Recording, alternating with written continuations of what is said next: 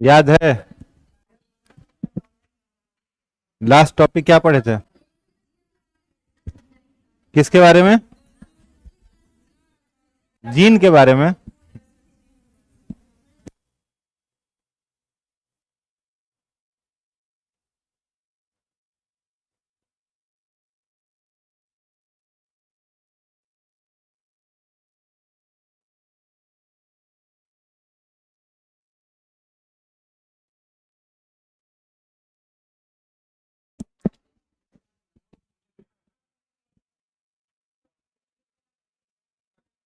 BPSC में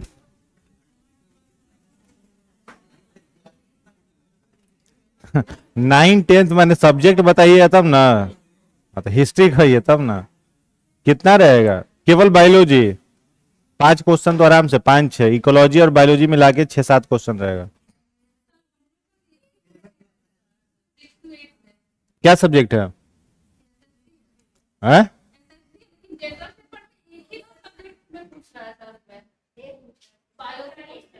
bio physics chemistry biology मिला के कितना पूछता है? कितना पूछा था?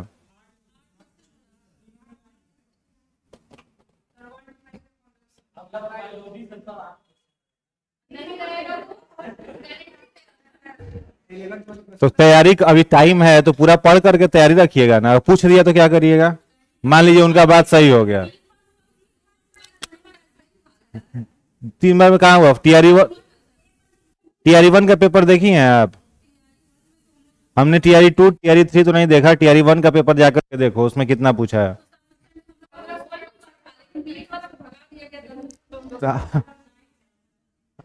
आप लोग भागने में एक्सपर्ट है तो भगा दिया गया बीएड वाले को।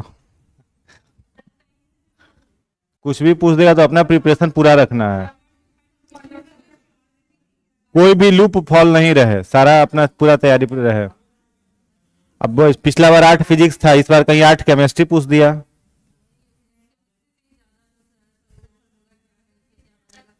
इससे क्या बनेगा? सोडा तो कुछ होता ही नहीं है। क्या होता है सोडा?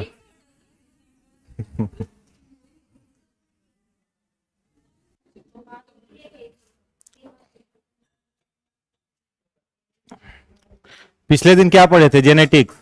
लास्ट टॉपिक क्या था? मतलब जेनेटिक्स ही था ना, ब्रांच ऑफ बायोलॉजी लिखा रहे थे। उसमें क्या लिखवाए थे? जेनेटिक्स। कितना नंबर ब्रांच था जेनेटिक्स? 7।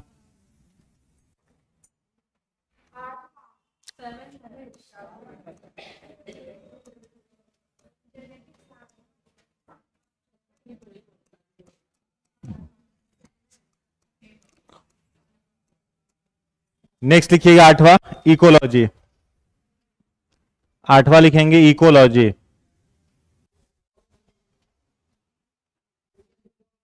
इकोलॉजी क्या होता है? इकोलॉजी बताइए। इसमें लिखिएगा इकोलॉजी में किसी जीव और वातावरण के बीच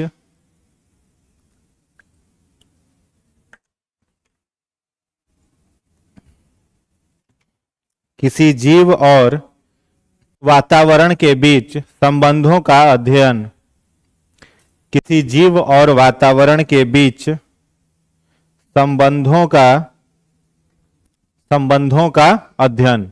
ठीक है, देखो इकोलॉजी क्या कहलाता है? Study of relation between organism and environment. कोई भी जीव है उसका वातावरण के साथ जो संबंध है, उस संबंध का अध्ययन क्या कहलाएगा? इकोलॉजी कहलाएगा। इकोलॉजी शब्द का सबसे पहले, इकोसिस्टम शब्द का सबसे पहले प्रयोग करने वाले व्यक्ति कौन थे? टेंसले। कौन थे? टेंसले। ठीक है, इन्होंने सबसे पहले इकोसिस्टम इकोलॉजी वर्ड का क्या किया था? यूज किया था। कोई भी ऑर्गेनिज्म के का बॉडी डिजाइन जो होता है उसके हैबिटेट के अनुसार ही होता है। हैबिटेट का मतलब क्या? उसका परिवेश। जिस तरीके की इन्वायरमेंट में वह रह रहा है उसके बॉडी का डिजाइन भी कैसा होगा? वैसा ही होगा। अब जैसे आप देखिए प्लांट अलग अलग टाइप्स के होते हैं। जैसे एक पौधा होता है उसको हम लोग कहते हैं जेरोफाइट। क्या कहते हैं? जेरोफाइट। कुछ पौधे ऐसे होते हैं जिन्हें कहते हैं हेलोफाइट। कुछ पौधे ऐसे होते हैं जिसे कहते हैं सेलियोफाइट्स। सेलियोफाइट्स, ठीक है। अब जेरोफाइट्स प्लांट वैसे पौधे को कहते हैं जो मरुस्थल में पाए जाते हैं। कहाँ मिलेंगे? मरुस्थल में। हेलोफाइट्स उन पौधों को कहेंगे जो नमकीन मिट्टी में पाए जाएंगे, ठीक है। और सेलियोफाइट उन पौधों को कहते हैं जो नमी वाले क्षेत्रों में या छायादार जगहों पर पाए जाएंगे, उनको क्या बोलेंगे? सेलियोफाइट। अब ये सब पौधा का बॉडी का जो स्ट्रक्चर है वो कैसा होगा? अलग अलग होगा। सब कैसा होगा? अलग अलग होगा। अब जेरोफाइट प्लांट को आप देखोगे तो जेरोफाइट प्लांट्स में लीफ के जगह, पत्ते की जगह क्या पाया जाएगा? कांटा। पत्ता की जगह क्या पाया जाएगा? कांटा। तो पत्ता की जगह कांटा क्यों पाया जाता है? कारण क्या होता है? पानी का लॉस कम हो, ठीक है, वाटर लॉस क्या हो? कम हो, इसलिए वहां पर क्या किया जाता है? लीफ के जगह मॉडिफाई होकर के क्या बन जाता है? स्पाइन। दूसरा अंतर आपको क्या दिखाई देगा? दूसरा अंतर दिखाई देगा कि जो जीरोफाइट प्लांट होते हैं उनका रूट जो होता है वो कोलोनियल रूट होता है। कैसा जड़ पाया जाता है? कोलोनियल जड़। मतलब उनका जड़ मिट्टी में इस तरीके से बहुत अंदर गहराई तक गया हुआ रहेगा, ठीक है। तो ऐसे जड़ को क्या बोलते हैं? कोलोनियल रूट बोला जाता है। अपने तरफ जो पौधे पाए जाते हैं इनका जड़ बहुत दूर तक फैला हुआ रहता है, ठीक है, बहुत दूर तक गया हुआ रहता है। लेकिन जो भी मरुस्थलीय पौधे होंगे उनका जड़ गहराई तक गया हुआ रहता है, ठीक है। हाँ, पानी के लिए, क्योंकि बालू में पानी जाता है तो पानी फैलता नहीं है, सीधे नीचे बैठते चला जाता है। तो उस नमी वाले पानी को वो एब्जॉर्ब कर सके, इस कारण से उसका जड़ कैसा होता है? इस तरीके का होता है। पूरे प्लांट बॉडी पर जो भी मरुस्थलीय पौधे होते हैं उन सारे पौधों के पूरे बॉडी पर क्या पाया जाता है? मोम। क्या होता है? वैक्स, मोम रहता है। तो मोम इसलिए रहता है कि उनके तना में जो स्टोमाटा है, ठीक है, या पत्ता में जो स्टोमाटा है उससे पानी का लॉस क्या हो जाए? घट जाए। इन कारणों से उसका बॉडी ऐसा दिखेगा। हेलोफाइट्स प्लांट का बॉडी अलग रहेगा, सेलियोफाइट्स का अलग रहेगा। समझ में आ रहा है? तो सारे ऑर्गेनिज्म का बॉडी डिजाइन किसके अनुरूप चेंज होते रहता है? के अनुसार, इन्वायरमेंट के अनुसार, उसके परिवेश के अनुसार, ठीक है। अब जितने आप उन पौधों वैसे ऑर्गेनिज्म को देखोगे जो कार्निवोरस है, मांसाहारी, उनका आंख कहाँ होता है? फोरहेड के नीचे। मांसाहारी जानवर को देखना आंख कहाँ रहता है? एकदम नीचे। जैसे शेर, चीता, इन सबको देखिएगा तो। और जो हर्बीवोरस एनिमल है शाकाहारी, उसका आंख कहाँ होता है? किनारे होता है। क्यों होता है किनारे आंख? क्योंकि उसको अपना शिकार, दूर से शिकारी को देख लेना है, तो उस तरीके का उसका आंख है। ऊंट जो होता है वो डेजर्ट का जहाज कहा जाता है, तो उसका पैर उस तरीके का बना हुआ है, गद्देदार पैर बना हुआ है। पानी उसको ज्यादा दिन तक नहीं मिलेगा, इसलिए वो क्या करता है? अपने कुबड़ में एक बार में लगभग 100 लीटर पानी स्टोर कर सकता है। कुबड़ में फैट उसका रहता है, अगर कई दिनों तक भोजन नहीं मिले, महीना दिन खाना नहीं मिले, तो उसी वसा से वो क्या करेगा? अपना एनर्जी लेते रहेगा। तो हर एक जीव का शरीर उसके परिवेश के अनुसार डिजाइन रहता है, और उस परिवेश के साथ उस जीव का जो संबंध है उसी का अध्ययन क्या कहलाता है? इकोलॉजी कहलाता है। क्लियर है? माइकोलॉजी लिखवा दिए थे, हाँ, फाइकोलॉजी हो गया था।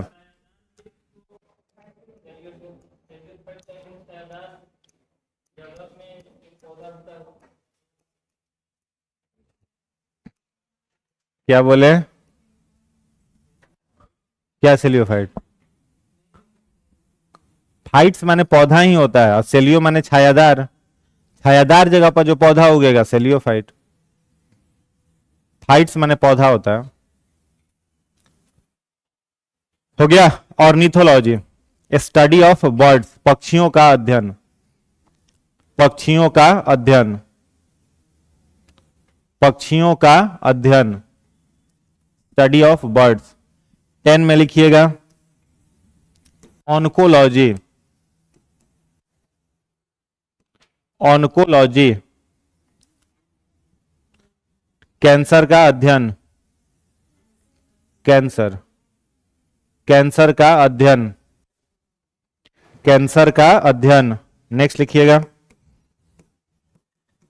Apiculture. Apiculture, study of honey bee keeping, मधुमक्खी पालन का अध्ययन। मधुमक्खी पालन का अध्ययन, मधुमक्खी पालन का अध्ययन। सेरीकल्चर, सेरीकल्चर, रेशम के कीट का पालन, सिल्क वॉर्म कीपिंग, रेशम के कीट का पालन, रेशम के कीट का पालन। 13 में लिखिएगा विटीकल्चर। विटीकल्चर, विटीकल्चर, अंगूर की खेती, अंगूर की खेती का अध्ययन। अंगूर की खेती का अध्ययन।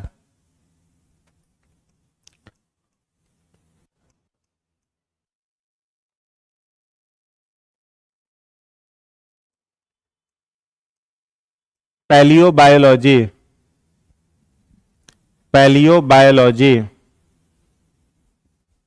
या कई जगह पर पैलियोबायोलॉजी को ही पैलेंटोलॉजी भी लिखा रहता है।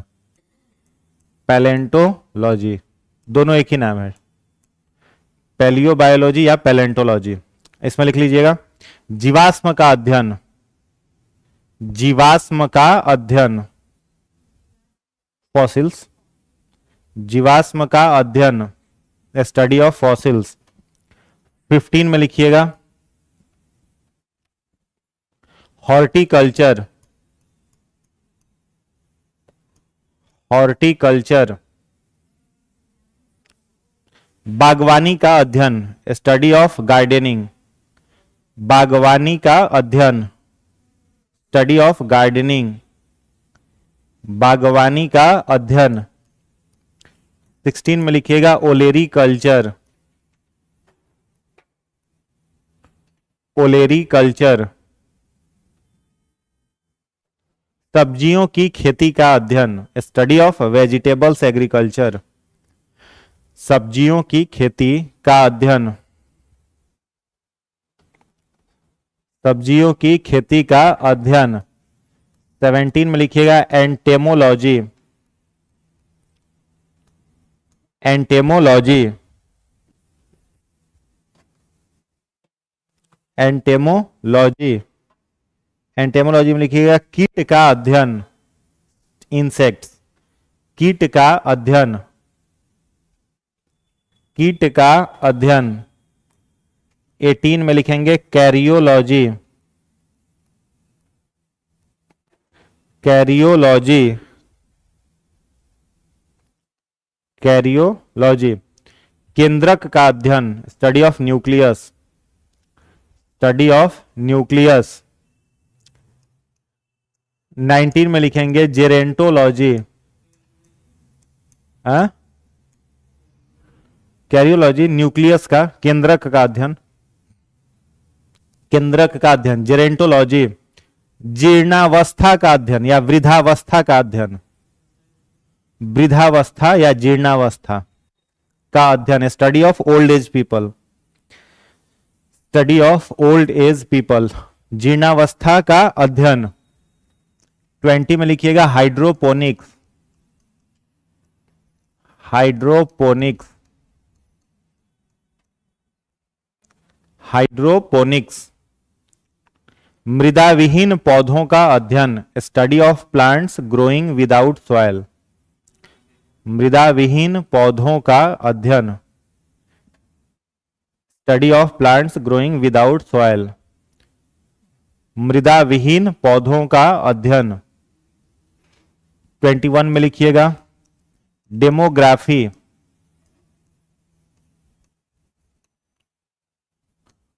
डेमोग्राफी, स्टडी ऑफ पॉपुलेशन, जनसंख्या का अध्ययन, जनसंख्या का अध्ययन, जनसंख्या का अध्ययन। हो गया। 22 में लिखेंगे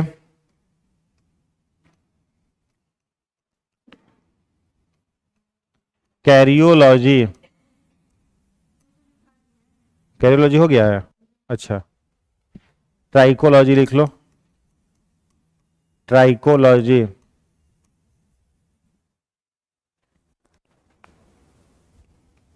बाल का अध्ययन, स्टडी ऑफ हेयर, बाल का अध्ययन, स्टडी ऑफ हेयर। 23 में लिखना है इंसेफोलॉजी, इंसेफोलॉजी, इंसेफोलॉजी, ब्रेन, मस्तिष्क का अध्ययन, मस्तिष्क का अध्ययन, मस्तिष्क का अध्ययन। हो गया। 24 में लिखना ओडोंटोलॉजी, ओडोंटोलॉजी,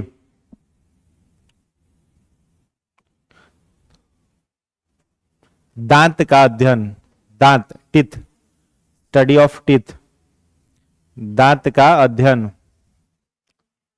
25 में लिखिएगा ऑप्थेल्मोलॉजी, ऑप्थेल्मोलॉजी,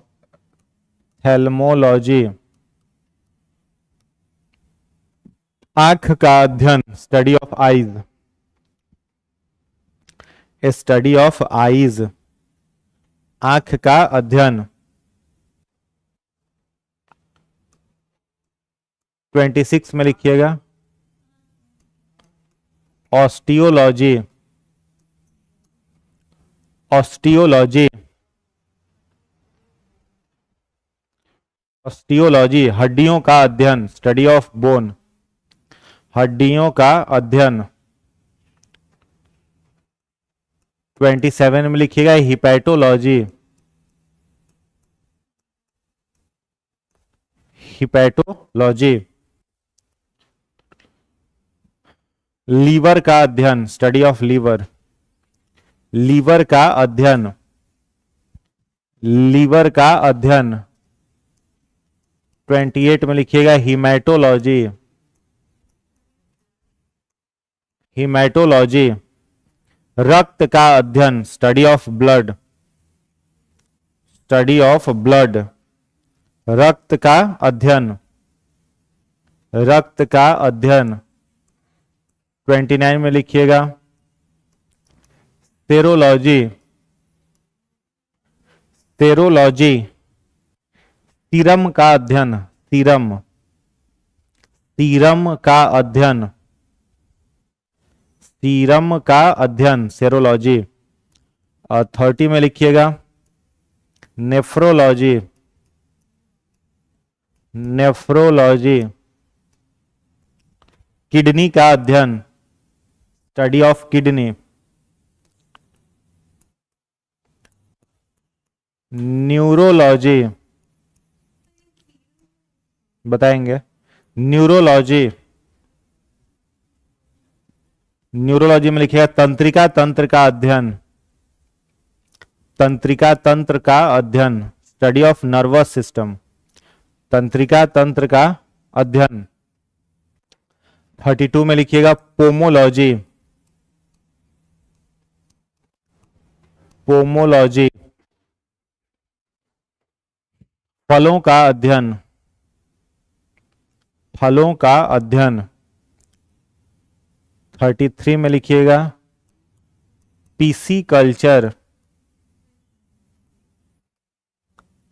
पीसी कल्चर, मछली पालन का अध्ययन, मछली पालन का अध्ययन। 34 में इक्थियोलॉजी, इक्थियोलॉजी, मछली का अध्ययन, स्टडी ऑफ फिश। पहले वाले में मछली पालन लिखा हुआ है, ठीक है, इसमें लिखिएगा मछली का अध्ययन, इक्थियोलॉजी। 35 ऊलॉजी, मछली का अध्ययन। कल्चर लगा हुआ तो कल्चर मतलब खेती होता है। ऊलॉजी, स्टडी ऑफ एग, अंडों का अध्ययन, study of egg, study of egg. 36 में लिखिएगा एंथोलॉजी, एंथोलॉजी, एंथोलॉजी, फूल का अध्ययन, स्टडी ऑफ फ्लावर, उलोलोलो का अध्ययन, ओलोलोलो लिख लो, ओलोलोलो का अध्ययन। एंथोलॉजी हो गया, स्टडी ऑफ फ्लावर, फूलों का अध्ययन, फूलों का अध्ययन। लास्ट लिखिएगा 37 फ्लोरिकल्चर, फ्लोरी कल्चर, फ्लोरिकल्चर, फूलों की खेती का अध्ययन, फूलों की खेती का अध्ययन, study of gardening of flower, फूलों की खेती का अध्ययन, फूलों की खेती का अध्ययन। कॉस्मोलॉजी में, कॉस्मोलॉजी में क्या पढ़ते हैं? यूनिवर्स का, ब्रह्मांड का अध्ययन कहलाता है कॉस्मोलॉजी। चलिए बस इतना ही याद कर लेना है, कितना 37। ब्रांच इससे बाहर नहीं पूछेगा, ठीक है। 37 याद कर लीजिएगा, हो जाएगा। सब तो याद हो ही गया होगा, हो गया ना याद? हाँ, हाँ बोलिए। जिसमें लोजी लगा हुआ है वो लोजी है, इसीलिए लोजी लगा हुआ है। हाँ चलिए, पहला ब्रांच क्या था? पहला ब्रांच बोलो, एंथोलॉजी। पहला क्या था? फर्स्ट ब्रांच क्या लिखवाए थे? एनाटॉमी। बोलिए एनाटॉमी में क्या होगा? एनाटॉमी में बोलो किसका अध्ययन होगा? आंतरिक। ए बकलोल सब पीछे बोलिए तब ना याद होगा, नहीं बोलिए तो याद कैसे होगा? एनाटॉमी में बोलिए आंतरिक अंग तंत्रों का अध्ययन। फिजियोलॉजी में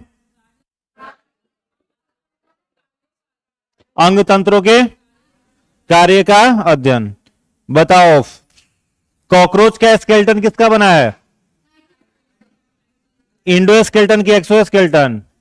कॉकरोच में इंडो की एक्सो स्केलेटन। और ह्यूमन में, ह्यूमन का स्केलेटन किसका बना हुआ है? कैल्शियम का बहुत सारा कंपाउंड है, तो कौन सा कंपाउंड? ह्यूमन स्केलेटन किस चीज का बना हुआ है? प्रोटीन का। हड्डी पूछ रहे हैं किसका बना है? कैल्शियम कार्बोनेट और कैल्शियम फॉस्फेट। और कॉकरोच का काइटिन। कॉकरोच में कौन सा आइज होता है? कॉकरोच का एक बार में सुना करो, कॉकरोच में कौन सा आइज होता है? आंख कैसा होता है? वो तो सेंस ऑर्गन है। आइज कैसा होता है? Compound eyes. कॉकरोच का आइज कैसा होता है? Compound eyes. ह्यूमन का आइज कैसा होता है? Simple eyes. पढ़ाए थे तो दिमाग कहां था, चरने गया था। ह्यूमन का हार्ट कितने चैम्बर का होता है? हाँ, हार्ट हम लोग का 2 चैम्बर का है। क्लास नहीं किए थे क्या आप? फिर कैसे भूल जा रहे हैं? वही हमको भी लग रहा है। तीसरा क्लास? ये सेकेंड क्लास है ना? अच्छा 2 बार आप पढ़ चुके हैं, तभी हाल है, तब वो उलोजी नहीं बुझा रहा है। कैसे काम चलेगा?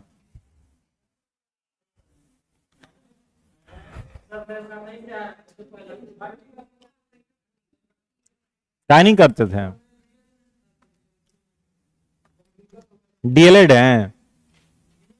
अच्छा बीएड है। चलो तो क्या बोले थे? हाँ, हार्ट चैम्बर ह्यूमन का 4, कॉकरोच का 13 चैम्बर है, ठीक है। बहुत बढ़िया। कॉकरोच का रक्त कैसा होता है? सफेद। सफेद होता है। कौन सा पिगमेंट पाया जाता है उसमें?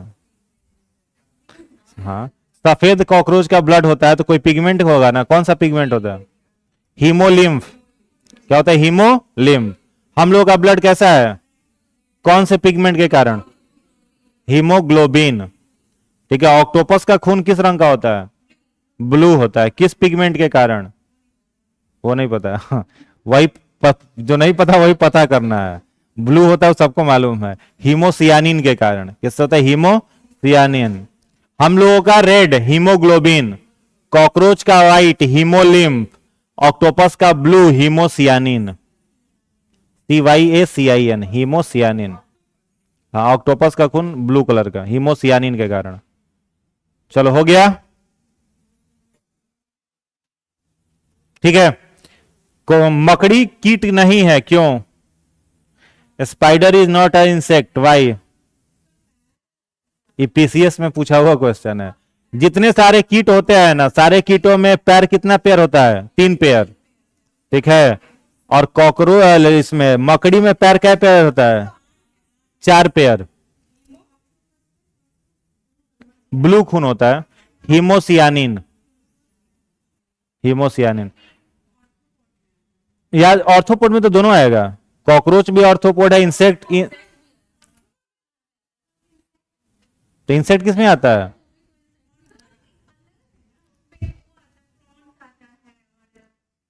तो प्रॉन्स आएगा, कॉकरोच आएगा, स्पाइडर भी ऑर्थोपोड्स में ही आएगी सब। हाँ, कॉकरोच भी आता है। स्पाइडर कीट नहीं है, हम ये पूछे केवल। तो कीट इसलिए नहीं है क्योंकि उसमें 4 जोड़ी पैर है और कीटों में 3 जोड़ी होता है। चलो हो गया, इतना में कोई दिक्कत नहीं। आगे बढ़ो, फिजियोलॉजी में किसका स्टडी करेंगे? फिजियोलॉजी में आंतरिक अंग तंत्रों के कार्य का। सबसे पहला ऑर्गेनिज्म धरती पर कौन आया था? साइनोबैक्टीरिया आया था। ठीक है। पृथ्वी की उत्पत्ति कितने साल पहले हुई थी? 4.5। और इस पर जीवन कब आया? 2.5 ईयर साल पहले क्या आया? जीवन आया। ठीक है। सबसे पहला ऑर्गेनिज्म जो धरती पर आया, ब्लू ग्रीन एल्गी, वो किस फॉर्म में आया? बायोमोलिक्यूल। कैसा है? बायोमोलिक्यूल। बायोमोलिक्यूल से क्या बना? बायोमोलिक्यूल से क्या बना? कोशिकांग। कोशिकांग से क्या बना? कोशिका। कोशिका से उत्तक। उत्तक से अंग। अंग से अंग तंत्र से जीव से जनसंख्या से समुदाय। समुदाय से पारितंत्र से बायोम। बायोम से जैव मंडल। ठीक है। साइटोलॉजी में किसका अध्ययन होगा? सेल का। फादर ऑफ साइटोलॉजी कौन है? Robert Hooke. उन्होंने कोशिका कहां खोजी थी? Cork cell. कॉर्क सेल का मतलब बार्क ऑफ ट्री, पेड़ का छाल। जीवित कोशिका किसने खोजा? लीवेनहॉक। सबसे पहले जीवित कोशिका किसने खोजा? लीवेनहॉक। बैक्टीरिया का खोजकर्ता कौन है? लीवेनहॉक। सबसे पहला जीवित कोशिका कौन सा था? साइनोबैक्टीरिया। किसके द्वारा खोजा गया था? लीवेनहॉक के द्वारा। हिस्टोलॉजी में किसका स्टडी होगा? ऊतक का, टिश्यू का। Group of cell is called tissue. ठीक है। Father of tissue? Father of tissue Malpighi. Father of tissue, father of histology Malpighi. Malpighi को फादर ऑफ टिश्यू का हो या फादर ऑफ हिस्टोलॉजी का हो। ठीक है। माइकोलॉजी में किसका अध्ययन होगा? कवक का। फंजाई और फाइकोलॉजी में शैवाल का। कवक और शैवाल का सिम्बायोटिक रिलेशन किसके साथ होता है? लाइकेन के साथ। किसके साथ होता है? लाइकेन के साथ होता है। ठीक है। जेनेटिक्स में किसका अध्ययन होगा? अनुवांशिक लक्षणों का अध्ययन जेनेटिक्स में। Father of genetics Gregor John. किस चीज पर रिसर्च किया था उन्होंने? साधारण मटर पर। साधारण मटर का बोटेनिकल नाम? Pisum sativum. Pisum sativum. Genetics केवल किस प्रजनन पर लागू होता है? लैंगिक या अलैंगिक? उतना कहानी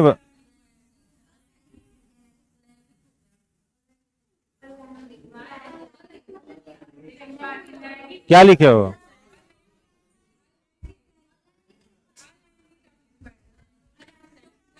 अलैंगिक पर लागू नहीं होता है लिखवाए होंगे।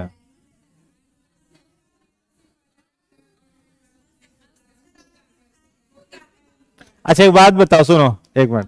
तुम लोग लिख लिए कि अलैंगिक पर लागू होता है, फिर वो एक मिनट में, और फिर जब क्रॉसिंग हम दिखाए थे तो दिमाग काम नहीं कर रहा था कि वो लैंगिक जनन है।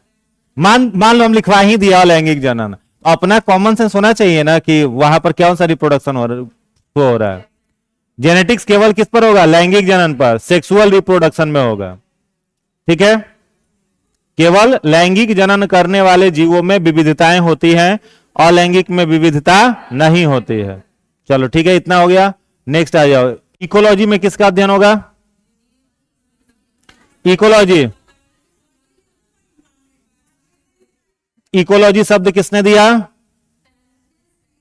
टेंसले ने दिया था। चलो बहुत बढ़िया। ऑर्निथोलॉजी में बोलिए, बोर्ड पर लिखा हुआ है देख। ऑर्निथोलॉजी पक्षियों का अध्ययन। ऑन्कोलॉजी कैंसर का। एपीकल्चर मधुमक्खी पालन। सेरिकल्चर विटीकल्चर पैलियोबायोलॉजी जीवाश्म का, हॉर्टिकल्चर हाँ बागवानी का, ओलेरिकल्चर, एंटेमोलॉजी कीट का, कैरियोलॉजी केंद्रक का, जेरेंटोलॉजी विधावस्था का, हाइड्रोपोनिक्स मृदा विहीन पौधों का, डेमोग्राफी, टाइकोलॉजी, इंसेफोलॉजी मस्तिष्क का, odontology, ophthalmology, osteology, hepatology liver का, हिपैटोलॉजी लीवर का, हिमैटोलॉजी रक्त का, सेरोलॉजी, सीरम, सीरम समझ लो। अब देखो सीरम क्या होता है, हम लोगों के बॉडी में जो ब्लड है ना, ब्लड कितने पार्ट में है, 4 भागों में ब्लड बटा हुआ है। पहला plasma, RBC, WBC, then platelets. Blood के कितने कंपोनेंट हैं, 4, प्लाज्मा, आरबीसी, डब्ल्यूबीसी और प्लेटलेट्स। तो आरबीसी, डब्ल्यूबीसी और प्लेटलेट्स यह तीनों सॉलिड होते हैं। कैसा होता है, सॉलिड, ठोस, ठीक है। और ये जो प्लाज्मा है यह कैसा होता है, लिक्विड। अब किसी को अगर कोई डिजीज होता है, मान लो किसी को टाइफाइड हो गया, तो टाइफाइड होगा तो डॉक्टर कौन सा जांच लिखता है, टाइफाइड का, विडाल। टाइफाइड के टेस्ट का क्या नाम है, विडाल टेस्ट होता है टाइफाइड का। तो जाओगे डॉक्टर से आप जांच कराने के लिए, तो ब्लड निकालेगा और ब्लड निकाल करके टेस्ट ट्यूब में क्या करेगा, ब्लड को भर देगा। तो टेस्ट ट्यूब में जब यह ब्लड को भरेगा, ये ब्लड हो गया कहां, टेस्ट ट्यूब में भरा हुआ पूरा, ठीक है। अब फिर इस टेस्ट ट्यूब को क्या करेगा, एक मशीन में डाल करके घुमाएगा। एक मशीन में टेस्ट ट्यूब को डालेगा, बहुत तेजी से क्या करेगा, घूमेगा। तो जब ब्लड घूमना शुरू करेगा बहुत तेजी में, तो इसका प्लाज्मा जो है वो कहां आ जाएगा, इसका प्लाज्मा जो है यहां पर ऊपर में आ जाएगा। और इसी प्लाज्मा के स्टडी को क्या बोला जाता है, सेरोलॉजी, ठीक है। 1 मिनट हो गया।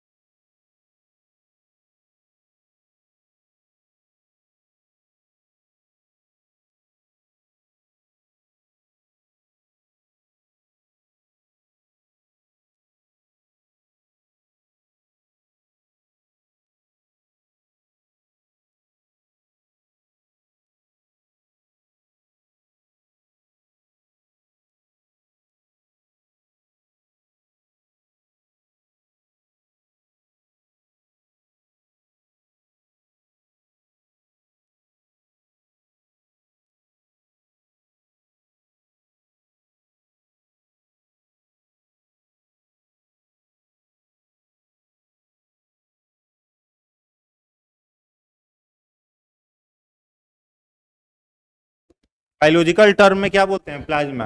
जैसे इसको हम लोग आरबीसी कह रहे हैं, रेड ब्लड सेल को। और जब इसका रिपोर्ट कोई आता है या डायग्नोसिस होता है, तो उसको इरिथ्रोसाइट्स लिखा रहता है। डब्ल्यूबीसी को लिखा रहता है ल्यूकोसाइट, ल्यूकोसाइट। तो साइंटिफिक नेम प्लाज्मा का सीरम होता है। समझ गए, कोई दिक्कत इसमें। तो जब इसको घुमाया जाएगा ना, तो प्लाज्मा कहां चला आएगा, ऊपर। और इन तीनों में क्या है, आरबीसी, डब्ल्यूबीसी और प्लेटलेट्स, ये तीनों रहेगा।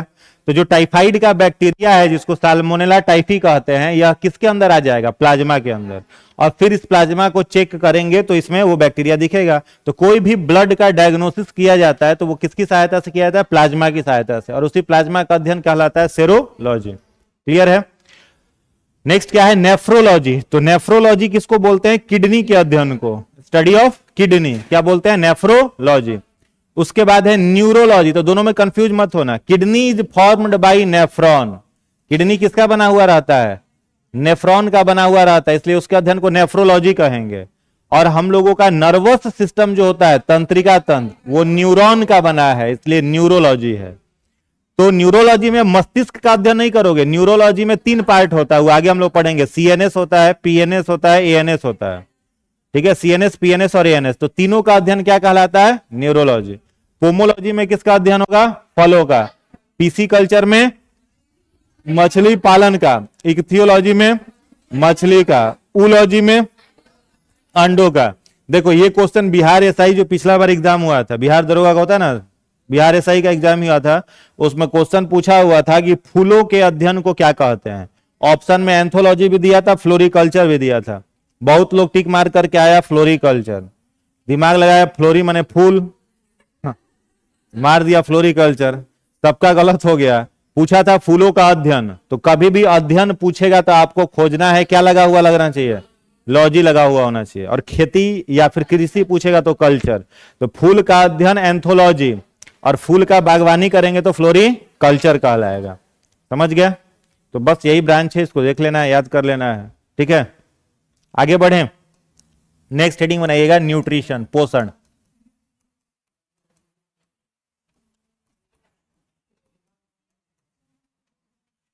पोषण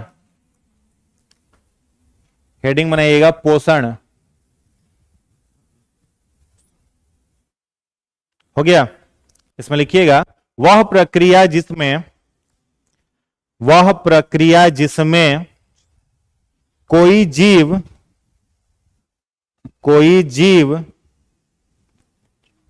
पोषक तत्वों को ग्रहण कर उनका उपयोग अपने शारीरिक और मानसिक विकास में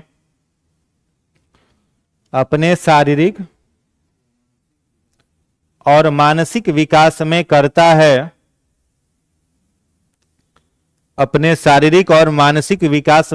है, उसे पोषण कहते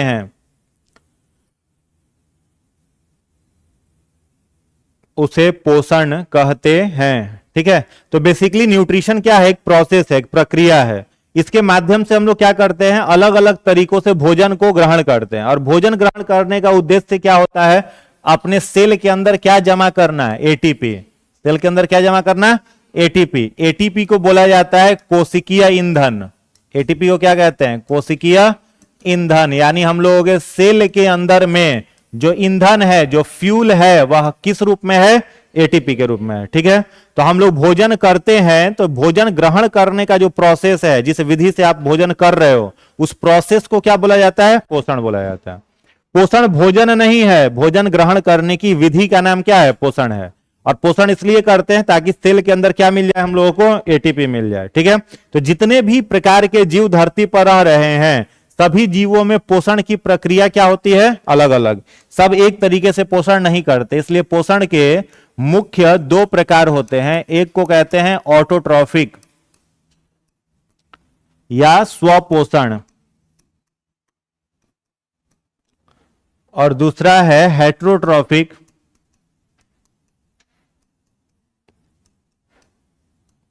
या इसको कहेंगे परपोषण।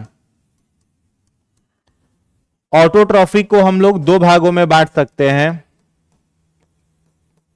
फोटो ऑटोट्रॉफिक, हिंदी में कहेंगे प्रकाश स्वपोषण,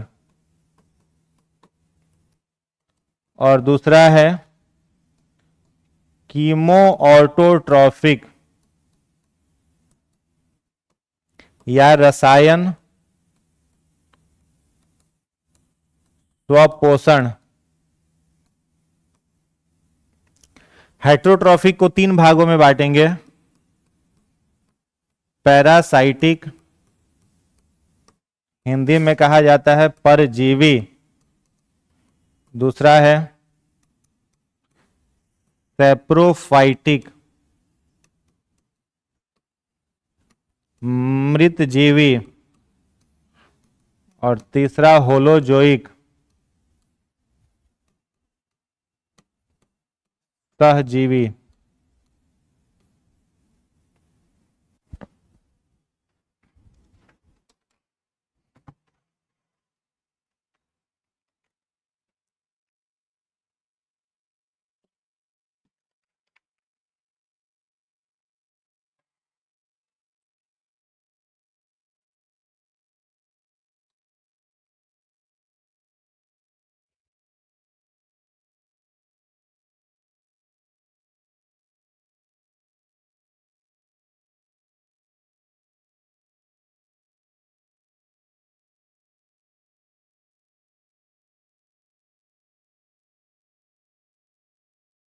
हो गया, लिख लिए हैं।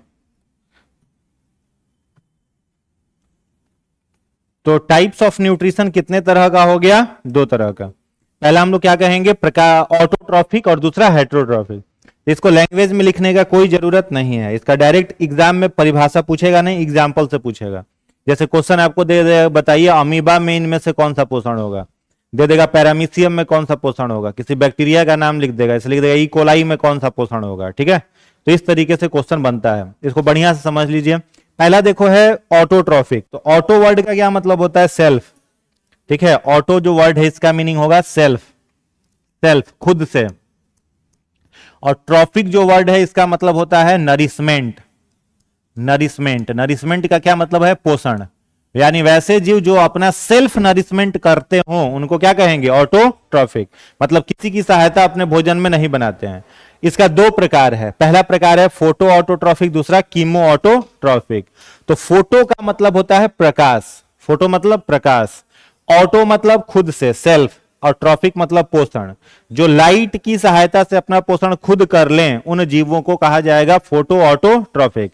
तो जो भी प्रकाश स्वपोषण करने वाले जीव हैं उनकी कोशिका में क्लोरोफिल का होना अनिवार्य है। क्या होना चाहिए उनकी कोशिका में? क्लोरोफिल। क्लोरोफिल अगर नहीं है तो उस जीव में प्रकाश स्वपोषण कभी नहीं होगा। क्वेश्चन कई बार आया है कि क्लोरोफिल के अंदर कौन सा तत्व पाया जाता है, तो याद रखोगे मैग्नीशियम। क्लोरोफिल के अंदर कौन सा एलिमेंट है? मैग्नीशियम होता है, और इसी मैग्नीशियम की उपस्थिति के कारण क्लोरोफिल के द्वारा पौधे सूर्य के प्रकाश को एब्जॉर्ब कर पाते हैं। समझ में आया? तो सनलाइट को एब्जॉर्ब करने के लिए पौधे के पत्ते में क्या है? क्लोरोफिल। और क्लोरोफिल के अंदर क्या है? मैग्नीशियम। और यही मैग्नीशियम क्लोरोफिल को हरा रखता है और पत्तों द्वारा सूर्य के प्रकाश को अवशोषित करने में मदद करता है। ठीक है, तो क्लोरोफिल वाले सारे जीव क्या हो जाएंगे? Photo autotrophic. इसका अगर आपसे उदाहरण पूछा जाए तो केवल दो ही उदाहरण याद रखोगे।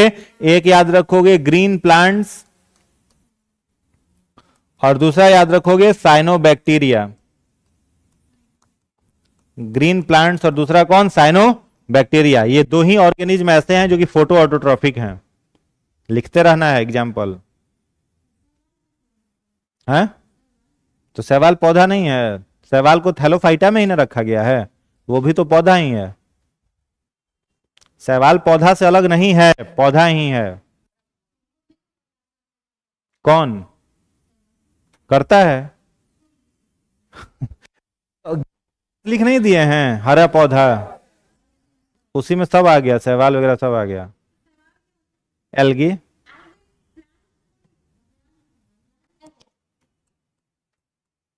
प्लांट। ठीक है, प्लांट कितने तरह का होता है? एक क्रिप्टोगैम्स होता है और एक फेनेरोगैम्स होता है। ठीक है, क्रिप्टोगैम्स और फेनेरोगैम्स। क्रिप्टोगैम्स में आता है थैलोफाइटा, ब्रायोफाइटा, टेरिडोफाइटा। फेनेरोगैम्स में आता है जिम्नोस्पर्म, एंजियोस्पर्म। ठीक है, तो ये जो थैलोफाइटा है ना, इसी थैलोफाइटा में एल्गी को रखा गया है। जी नहीं, एल्गी अलग किंगडम नहीं, प्लांट किंगडम में ही है। चलिए हो गया। तो ग्रीन प्लांट, साइनोबैक्टीरिया, ये सब आपका क्या है? फोटो ऑटोट्रॉफिक, प्रकाश स्वपोषी।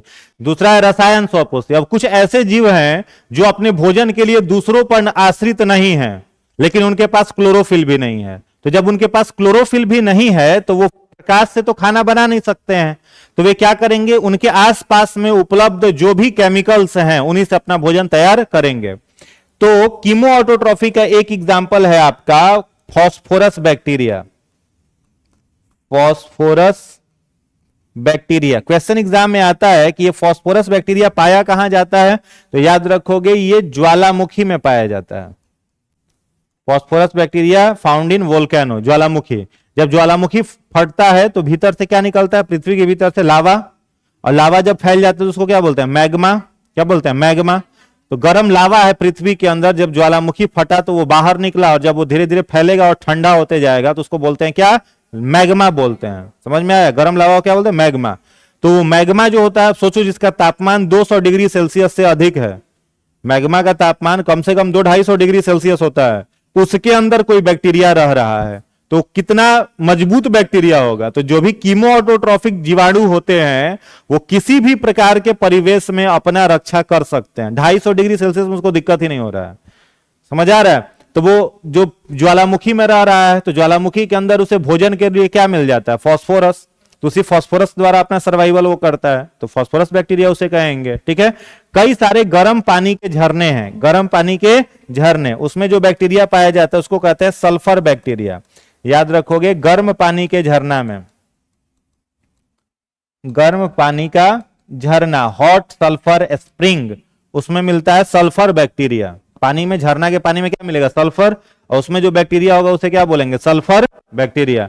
तीसरा एक याद रख लीजिएगा, आयरन बैक्टीरिया, एफी बैक्टीरिया, आयरन बैक्टीरिया, ये लोहे में पाया जाता है। ठीक है, रस्टेड आयरन में पाया जाता है। तो ये एक दो नहीं, कई सारे झरने ऐसे हैं जो गर्म पानी वाले झरने हैं। तो गर्म पानी वाले झरनों में ना, उसी सल्फर के कारण पानी गर्म होता है, सल्फर के कारण ही पानी गर्म होता है। चलिए, हो गया, तीनों याद हो गया। हाँ, बैक्टीरिया का आयरन बैक्टीरिया बोल सकते हैं, या टिटैनी, कोलेस्ट्रेडियम टिटैनी बैक्टीरिया उसका नाम है, लेकिन यही आयरन बैक्टीरिया याद कर लो। चलो, हो गया। अब देखो, आज मतलब इस कीमो ऑटोट्रॉफिक वाले के पास क्या नहीं है, क्लोरोफिल नहीं है। ठीक है। अब जब क्लोरोफिल नहीं है तो ये फोटोसिंथेसिस नहीं कर सकता है, बस इतना ही। अब आ जाओ इधर, पैरासाइटिक। तो देखिए, पैरासाइटिक जो है इसको हम लोग क्या कह रहे हैं, परजीवी। परजीवी। अब पूरा हेट्रोट्रॉफिक जो है ना, it they all are depends upon others, ये दूसरे के ऊपर ही, सब तीनों दूसरों पर ही निर्भर हैं। लेकिन परजीवी की विशेषता यह होती है कि यह दूसरे जीव के शरीर पर चला जाता है, शरीर पर जाकर के बैठ जाएगा। आप अपने मामा के यहाँ चले गए, मामा के यहाँ से आने का नाम ही नहीं ले रहे हैं, तो मामी क्या कहेगी, मामी क्या कहेगी कि परजीवी हो गया है, आगे परजीवी जैसा बैठ गया है। तो परजीवी मतलब दूसरे के शरीर पर ही जाकर के बैठ गया। ठीक है। अब दूसरे जीव के शरीर के भीतर अगर जाकर के बैठ गया तो उसे हम लोग कहते हैं अंतः परजीवी। क्या बोलेंगे, अंतः परजीवी, इंडो पैरासाइट। और दूसरे जीव के शरीर के बाहर अगर रह करके अपना भोजन ले रहा है तो उसे बाह्य परजीवी, एक्जो पैरासाइट कहेंगे।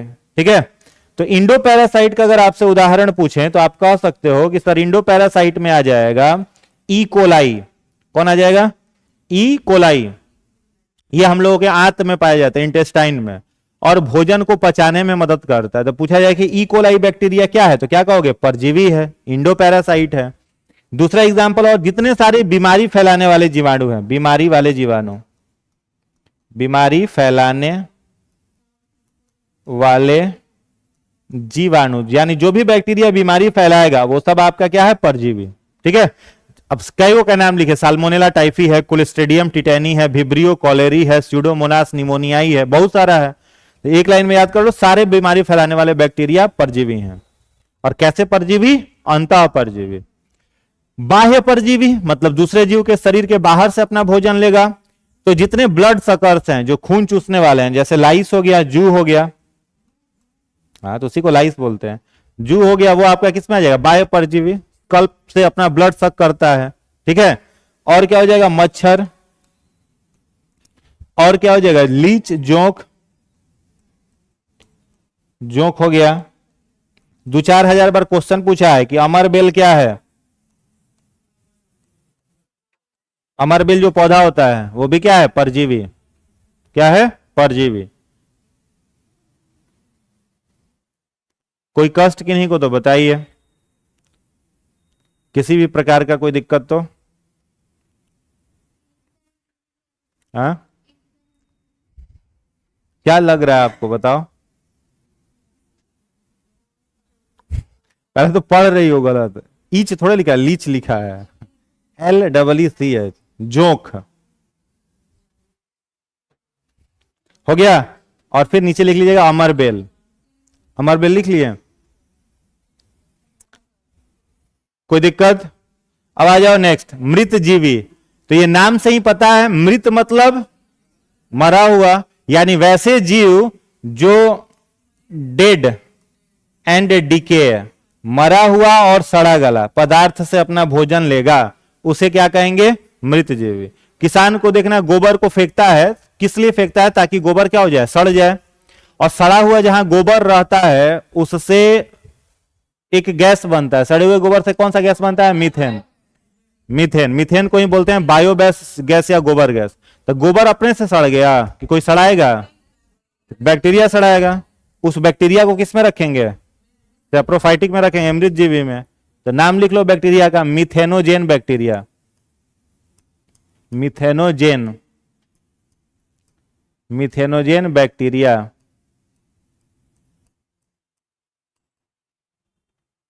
ठीक है, यही गोबर को क्या करता है? सड़ाता है और मीथेन गैस प्रोड्यूस करता है। क्वेश्चन आता है कि धान के फसल से कौन सा गैस निकलता है? Methane gas. कौन निकालता है? मिथेनोजेन बैक्टीरिया। ओके, कोई दिक्कत नहीं। देखिएगा कि जहां गोबर रहेगा वहां पर बहुत सारा गोबर छत्ता निकल जाता है। गोबर छत्ता देखिए, मशरूम। तो दूसरा एग्जाम्पल इसका लिख लीजिए, मशरूम। दूसरा उदाहरण लिखिएगा, मशरूम। मशरूम पूछा जाए कि कौन सा न्यूट्रिशन करेगा? तो सेप्रोफाइटिक। जो हम लोग मशरूम खाते हैं वो भी मृत जीवी ही है, सब मृत जीवी। उसका खेती जहां करेगा ना तो गोबर में ही करेगा, मिट्टी में बहुत सारा गोबर मिलाया जाता है, उसमें ग्रो कराया जाता है।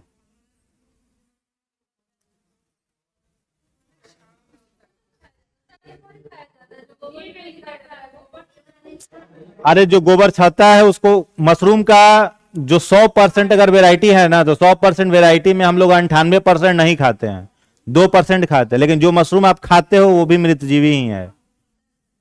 हाँ, समझ गए? हो गया। उसके बाद क्या है? होलोजोइक। तो होलोजोइक किसको कहेंगे बताओ? होलोजोइक मतलब सहजीवी। एक बड़ा डिटेल कॉन्सेप्ट है जिससे आप लोग टीआरई 1 में 18 क्वेश्चन पूछा था एक ही चैप्टर से।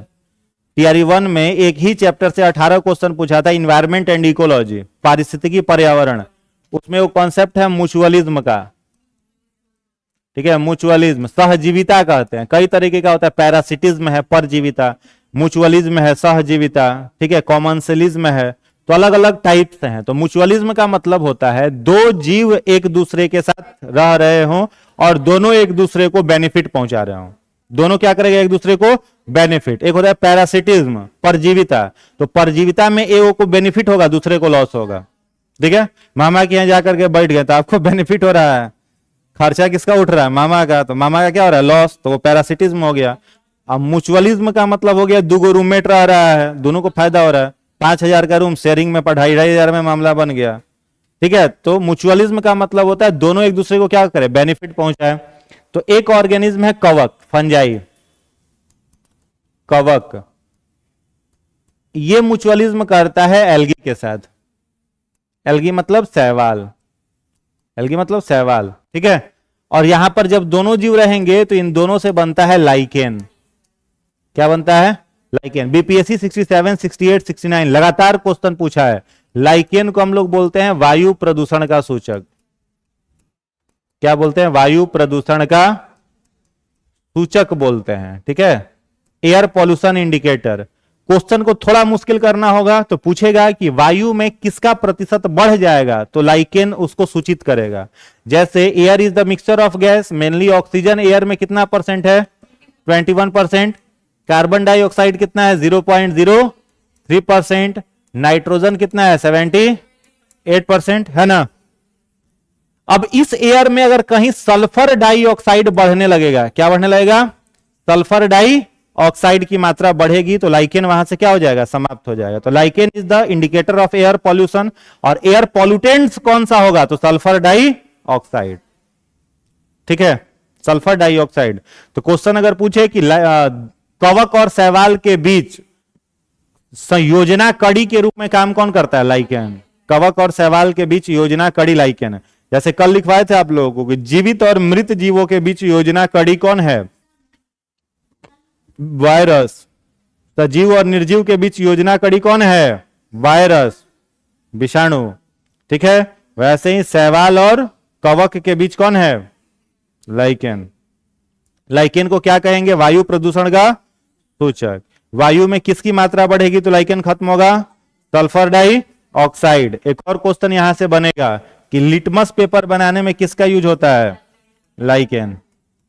याद रखना, एक और क्वेश्चन, लिटमस पेपर बनाने में लाइकेन का यूज होता है। ठीक है, लिटमस पेपर जो बनेगा किसकी सहायता से? लाइकेन के। दो रंग का लिटमस पेपर बनता है, रेड एंड ब्लू। रेड बनता है और ब्लू बनता है। ठीक है, रेड को जब हम लोग बेस में डालते हैं तो इसका कलर कैसा हो जाता है? ब्लू।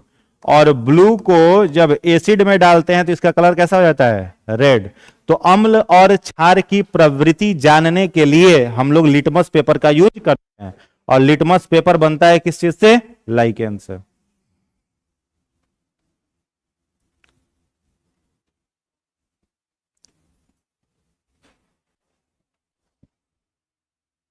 हो गया?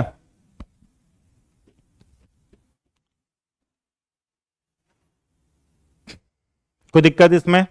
तो पूछा जाए लाइकेन किस में आएगा? पोषण में, सहजीवी। तो पहला एग्जांपल लिख लिए लाइकेन।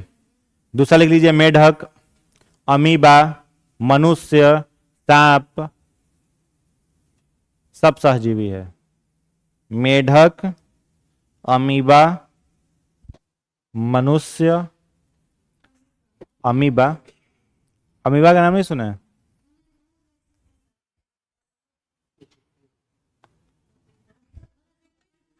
हाँ? अमीबा दूसरे जीव के साथ रिलेशन में ही रहता है, अपना इंडिपेंडेंट भोजन तो बनाएगा नहीं, दूसरे पर परजीवी बन करके भी नहीं रहता है। तो जहां वो पाया जाता है ना, तो किसी ना किसी जीव के साथ वो एक दूसरे को बेनिफिट पहुंचा करके रहता है। इसीलिए अमीबा को बोलते हैं प्राणी संपोषी जीव।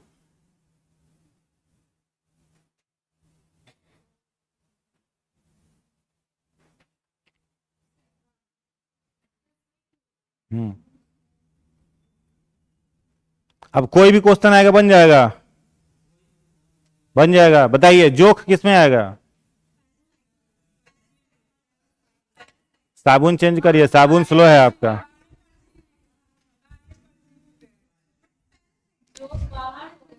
समझे? स्लो साबुन लगाने से दिमाग स्लो हो जाता है। साबुन फास्ट करो, लाइफ बॉय से यूज करो। इंग्लिश में हिंदी बोलिए ना, हिंदी आता है हमको। ठीक है, जो किस में आएगा? परजीवी। मच्छर,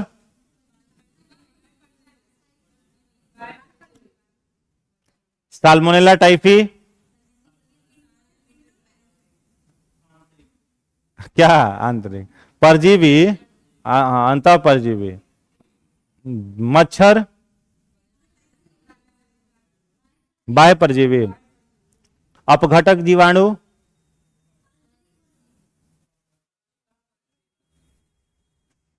ये पक्का गलत, ये हम ला देते हैं, देखो ना, आराम से बताइए। अब एग्जाम्पल लिखा हुआ नहीं है इसमें, मिलेगा नहीं। अपघटक जीवाणु किसमें आएगा?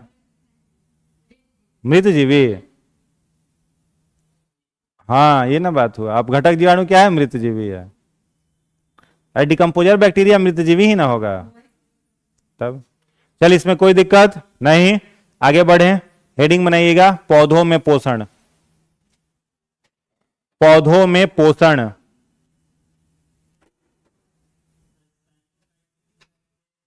हाँ, क्या? फिर से बोलिए।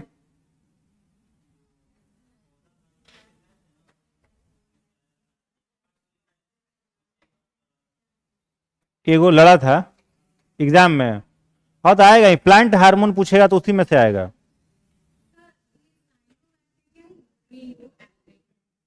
सेम।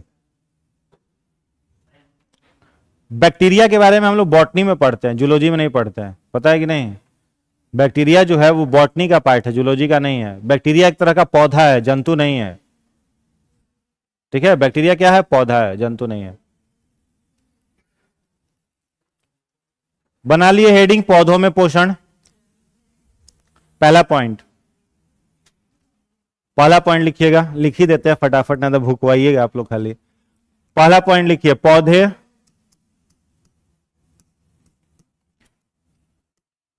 बहुकोशिकीय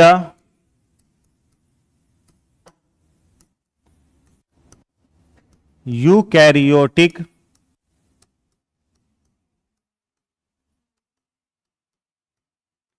होते हैं।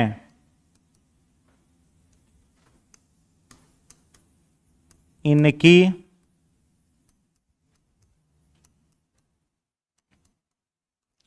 कोशिका भित्ति, कोशिका भित्ति मीन्स सेल वॉल, इनकी कोशिका भित्ति सेलुलोज की बनी होती है। दूसरा पॉइंट लिखिएगा, पौधे स्वपोषी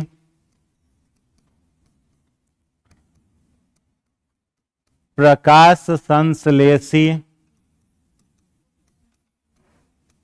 होते हैं, जबकि कुछ पौधे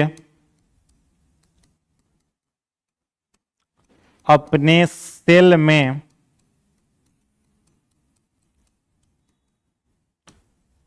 नाइट्रोजन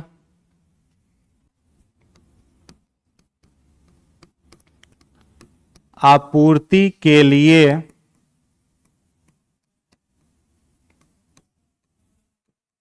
कीटभक्षी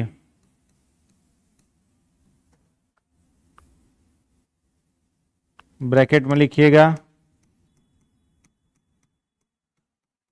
इंसेक्टिवोरस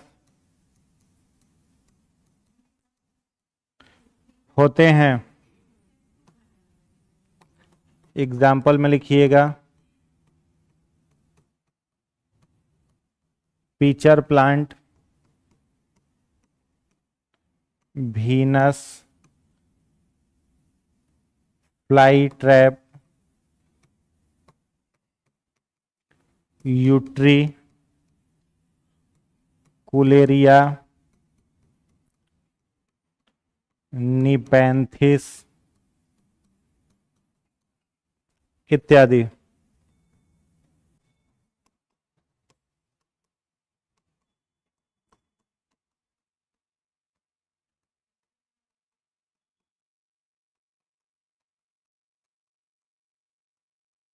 प्रकाश संश्लेषण का समीकरण लिखिएगा 6CO2 + 12H2O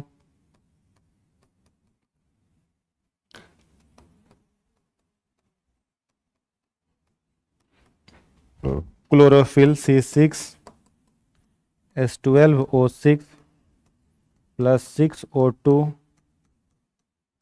+ 6H2O।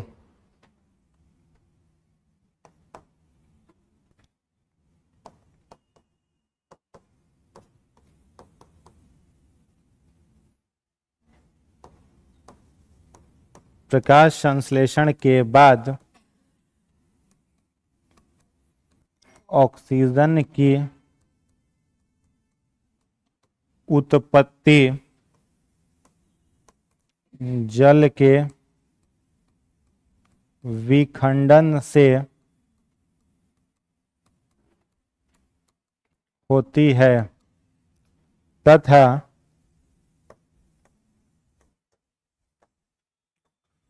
बचे हुए जल का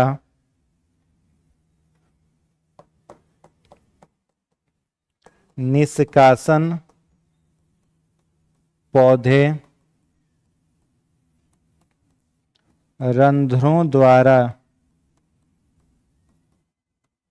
स्टोमाटा करते हैं।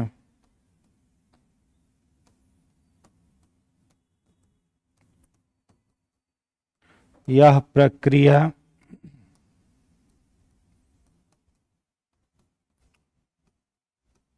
वाष्पोत्सर्जन,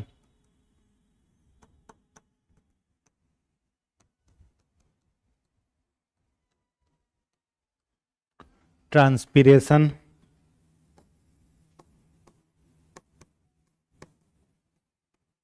कहलाती है।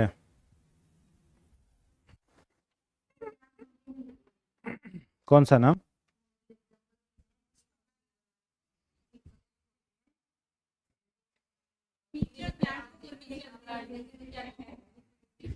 नाम हिंदी इंग्लिश में एक ही होगा, अंतर नहीं आएगा कुछ। नाम जो होता है ना वो हिंदी इंग्लिश एक ही होगा।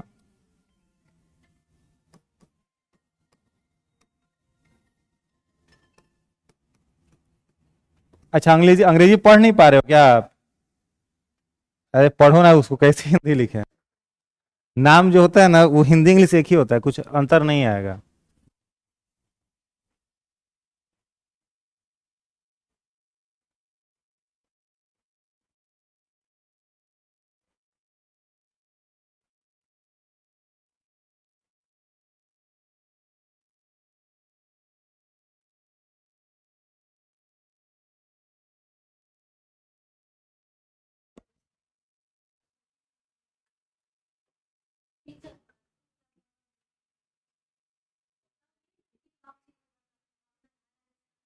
हम्म।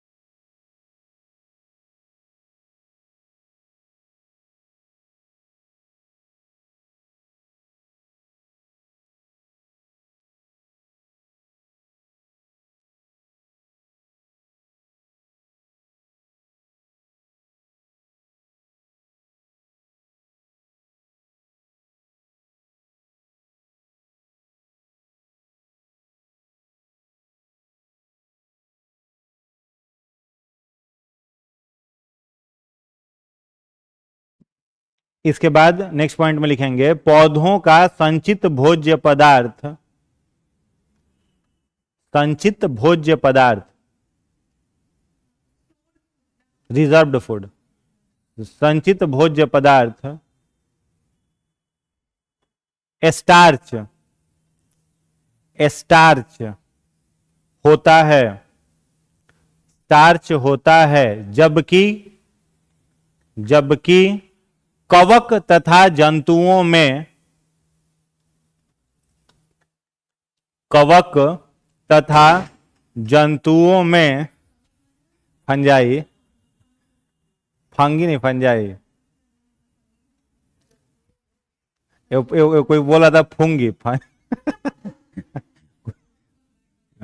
Fungi, fungi.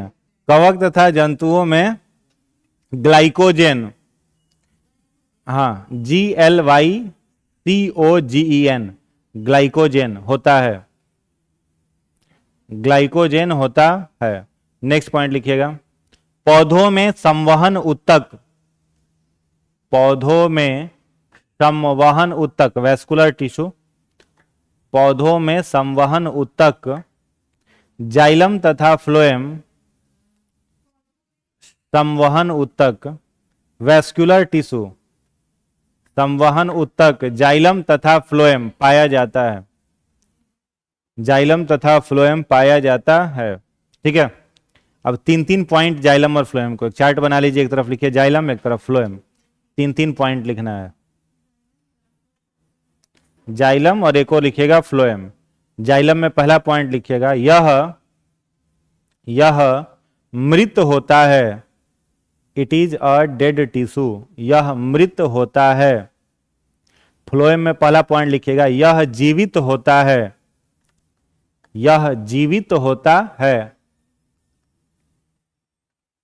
जाइलम का दूसरा पॉइंट, यह जल तथा खनिज का परिवहन करता है, जल तथा खनिज का परिवहन करता है। फ्लोएम में लिखिएगा, यह ग्लूकोज का परिवहन करता है, ग्लूकोज का परिवहन करता है। जाइलम का नेक्स्ट पॉइंट लिखिएगा, इसका बहाव एक दिशीय है, इसका बहाव एक दिशीय है। फ्लोएम में लिखिएगा, इसका बहाव द्विदिशीय है, बाई डायरेक्शनल, इसका बहाव द्विदिशीय द्विदिशीय है।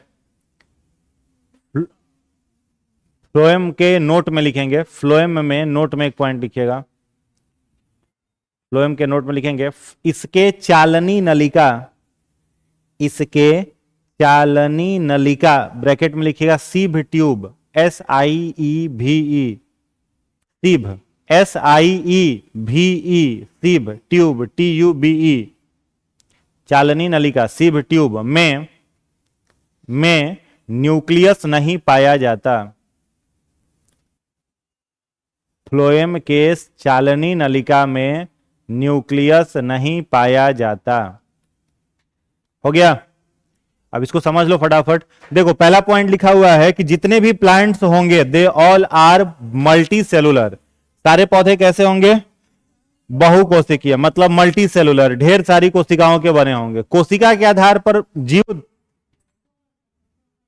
एक होता है जिसको हम लोग कहते हैं एक कोशिकीय, जिसको यूनी सेलुलर, और एक होता है मल्टी सेलुलर, और एक होता है ए सेलुलर।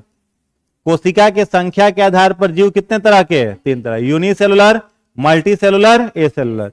यूनिसेलुलर माने क्या है? वो कोशिका एक, मल्टी सेलुलर में 2 से ज्यादा, मल्टी सेलुलर में सेल की संख्या हो जाएगी 2 से ज्यादा, ठीक है।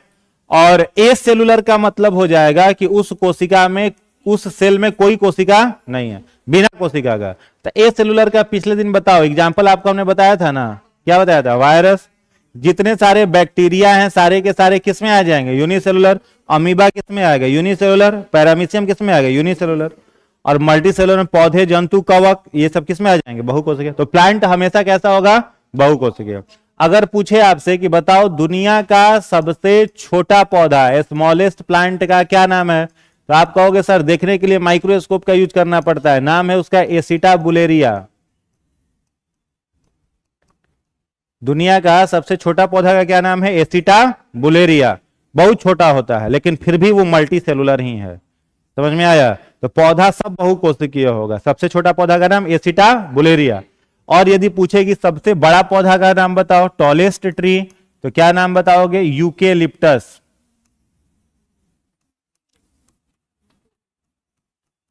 या फिर हिंदी में इसको कहते हैं सिकोवा, यूकेलिप्टस। ये क्या है? दुनिया का सबसे लंबा पौधा, लगभग 120 मीटर ऊंचा होता है। क्वेश्चन आता है कि किस पौधे को स्थलीय क्षेत्रों में लगाना गवर्नमेंट के द्वारा बैन कर दिया गया है? तो यूकेलिप्टस को नहीं लगा सकते हो आप, यूकेलिप्टस बैन है। इसको कहां लगाया जाता है? दलदली भूमि में। दलदली समझ रहे हो? जहां पर पानी दलदल है, तो दलदल में लगाने से फायदा क्या मिलता है? क्या फायदा मिलता है? जितना पानी दलदल का है सब ये एब्जॉर्ब कर लेगा और दलदल खत्म कर देगा। और इधर लगाइएगा तो भूमिगत जल को सोखना शुरू कर देगा, पता चला भूमिगत जल गायब हो रहा है। समझ में आया? याद हो गया ना? अगर फूल का नाम आपसे पूछा जाए, सबसे छोटा फूल, ये सब नहीं बताइएगा ना तो बड़ा गड़बड़ बात है। सबसे छोटा फूल का नाम क्या है? वुल्फिया। सबसे छोटा फूल कौन है? वुल्फिया। और पूछे अगर सबसे बड़ा फूल, रेफ्लेक्सिया। सबसे छोटा फूल देखने के लिए माइक्रोस्कोप जरूरत पड़ता है। सबसे बड़ा फूल वुल्फिया, ट्रैक्टर पर लाद के ले जाना पड़ता है, इतना बड़ा होता है। ठीक है, सबसे बड़ा फूल रेफ्लेक्सिया, छोटा फूल वुल्फिया। समझ गए? तो प्लांट्स जितने सारे होंगे सब कैसे हैं? बहुकोशिकीय। अच्छा, दूसरा वर्ड देखो आया, क्या आया? यूकैरियोटिक। तो यूकैरियोटिक उसे कहते हैं जिस भी कोशिका में न्यूक्लियस प्रेजेंट होगा। समझ गए? जिस सेल में न्यूक्लियस प्रेजेंट होगा उसको क्या बोलेंगे? यूकैरियोटिक। और जिसमें न्यूक्लियस एब्सेंट होगा उसको क्या बोलेंगे? प्रोकैरियोटिक। प्रोकैरियोटिक दुनिया में बस एक ही एग्जांपल है, बैक्टीरिया। बैक्टीरिया को छोड़ दो तो बाद बाकी सारे जीव यूकैरियोटिक हैं। ठीक है, प्रोकैरियोटिक बिना न्यूक्लियस का, यूकैरियोटिक न्यूक्लियस वाला। प्रोकैरियोटिक का केवल उदाहरण कौन? बैक्टीरिया। बैक्टीरिया को छोड़ के धरती के सारे जीव यूकैरियोटिक हैं। ओके, तो पौधे बहुकोशिकीय यूकैरियोटिक। पौधा में क्या पाया जाता है? Cell wall. क्या पाया जाता है? Cell wall. और पौधा का जो सेल वाल है वह किस चीज का बना हुआ है? सेलुलोज का बना हुआ है। किसका? सेलुलोज का। आगे लिखा हुआ है जितने पौधे हैं वो स्वपोषी हैं। और स्वपोषी में हमने अभी डिस्कस किया, कैसे स्वपोषी हैं? प्रकाश संश्लेषी, यानी फोटो ऑटोट्रॉफिक। ठीक है, कुछ पौधे ऐसे होते हैं जो कीट भक्षी होते हैं, इंसेक्ट्स को खाते हैं। अब ये मत समझना आप कि इंसेक्ट्स को खा रहा है तो प्रकाश संश्लेषण नहीं करेगा, करेगा। वो जिस क्षेत्र में पाए जाते हैं वहां पर नाइट्रोजन कम रहता है, तो अपनी कोशिका में वो नाइट्रोजन की मात्रा को पूरा करने के लिए केवल कीट खाते हैं। और उन पौधों को क्या बोला जाता है? कीट भक्षी पौधा। करेगा, ठीक है, और अपने सेल में नाइट्रोजन मेंटेन करने के लिए केवल इंसेक्ट को कंज्यूम करेगा। समझ गए? तो ये क्वेश्चन पूछता है कि कीट भक्षी पौधे कहां पाए जाते हैं? तो भारत में मेघालय में। कहां मिलता है? मेघालय में। सबसे ज्यादा बारिश कहां होती है? मेघालय, मासिलराम। ठीक है, तो मेघालय जहां सबसे ज्यादा बारिश होती है वहीं पर मिलते हैं कीट भक्षी पौधे। नाम ही 3-4 को याद कर लीजिएगा, पीचर हो गया, वीनस फ्लाईट्रैप, यूट्रिक्लरिया, निपेंथिस। क्यों करते हैं कीट भक्षण? याद रहेगा, नाइट्रोजन पूर्ति के लिए। आगे प्रकाश संश्लेषण का समीकरण, इक्वेशन ऑफ फोटोसिंथेसिस। तो प्रकाश संश्लेषण के लिए 4 चीज चाहिए। क्या चाहिए? पहला CO2, दूसरा क्या चाहिए? वाटर, तीसरा क्या चाहिए? सनलाइट, चौथा क्या चाहिए? क्लोरोफिल। मात्र 4 चीज फोटोसिंथेसिस के लिए चाहिए। चारों में से कोई एक एब्सेंट, फोटोसिंथेसिस नहीं होगा। तो जब चारों प्लांट को मिलेंगे तो प्लांट अपना भोजन क्या बनाएगा? ग्लूकोज। याद रहेगा, पौधों का जो भोजन होता है वह क्या होता है? ग्लूकोज होता है। ठीक है, पौधा का भोजन क्या है? ग्लूकोज। फिर क्या, कौन सा गैस यहां मुक्त हो रहा है? ऑक्सीजन। और क्या बन रहा है? जल बन रहा है। अब यहां से 2-3 क्वेश्चन बनेगा, ध्यान से समझिएगा। अगर प्रश्न आपसे पूछे कि पौधे जो होते हैं वह श्वसन में, क्वेश्चन पूछे कि पौधे श्वसन में कौन सा गैस लेंगे, तो क्या बोलोगे? ऑक्सीजन। प्लांट श्वसन में क्या लेगा? ऑक्सीजन। और क्या छोड़ेगा? Carbon dioxide. और पूछे कि पौधे प्रकाश संश्लेषण में, ठीक है, प्रकाश संश्लेषण में कौन सा गैस लेगा? तो कार्बन डाइऑक्साइड। और कौन सा गैस छोड़ेगा? ऑक्सीजन। ठीक है, और यही क्वेश्चन एग्जाम में पूछा हुआ है, 68 बीपीएससी में आया हुआ था कि रात में पेड़ों के नीचे सोने में दिक्कत क्यों होता है? क्योंकि रात में प्रकाश संश्लेषण नहीं हो रहा है, केवल क्या हो रहा है? श्वसन। तो ज्यादा मात्रा में पौधे क्या उत्सर्जित कर रहे हैं? Carbon dioxide. तो सांस लेने में दिक्कत होगी। और दिन में जाओगे तो फोटोसिंथेसिस और रेस्पिरेशन दोनों साथ साथ चल रहे हैं। जब दोनों साथ चल रहा है तो ऑक्सीजन भी है, कार्बन डाइऑक्साइड भी है। तो दिन में पेड़ों के नीचे सुकून लगेगा, रात में वहां पर सांस लेने में तकलीफ होगी। ठीक है, अब फोटोसिंथेसिस में ही देखो, फोटोसिंथेसिस में नेक्स्ट क्या लिखा हुआ है? ये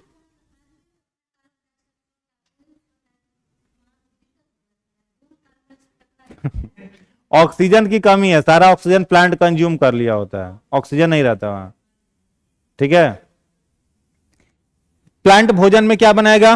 ग्लूकोज। अब यहां देखो ऑक्सीजन मुक्त कर रहा है, तो क्वेश्चन पूछता है कि ये जो ऑक्सीजन बना, अब यहां पर इस रिएक्शन में इनको आप क्या बोलोगे? प्रोडक्ट बोलोगे ना, उत्पाद है। और इसको क्या बोलोगे? रिएक्टेंट, अभिकारक। ये रिएक्टेंट हो गया और ये क्या हो गया? प्रोडक्ट।